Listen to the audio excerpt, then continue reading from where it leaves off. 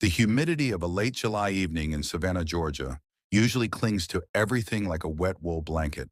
But inside our restored Victorian home on Gaston Street, the air was frigid. It wasn't the high-end HVAC system I'd installed last summer. It was the psychological permafrost that had settled over my marriage to Madeline.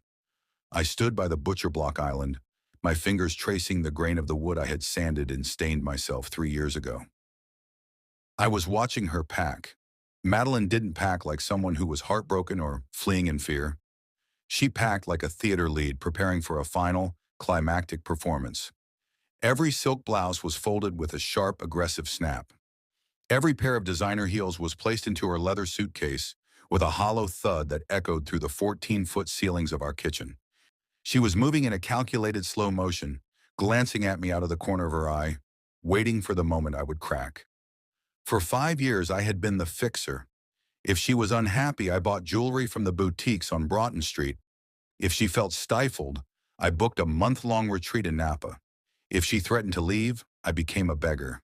I would bar the door, weep, and promise to be better, even when I hadn't done anything wrong. She thrived on that desperation. It was her oxygen. Before we go deeper into this story, take a second and hit that subscribe button.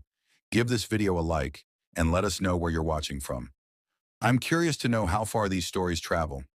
"You're really just going to stand there, Caleb?" she asked finally. Her voice was tight, more trembling with a manufactured frailty that I once would have died to protect. "You're going to let 5 years of our life end because you're too stubborn to admit you've neglected my needs?" I looked at the clock above the stove. It was 6:14 p.m. The sunlight was beginning to turn a bruised purple over the moss-draped oaks outside.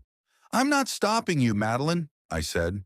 My voice sounded foreign, steady, dry, and devoid of the usual panic.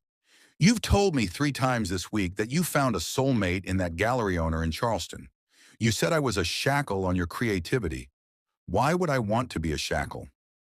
The look of pure, unadulterated shock that crossed her face was worth more than the equity in the house. She expected me to fall to my knees.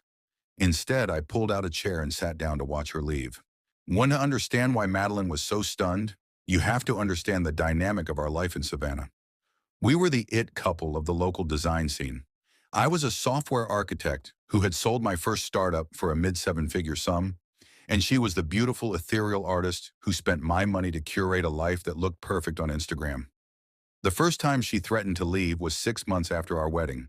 We were living in a high-rise in Atlanta then. I had stayed late at the office to close a contract that would eventually pay for our current lifestyle.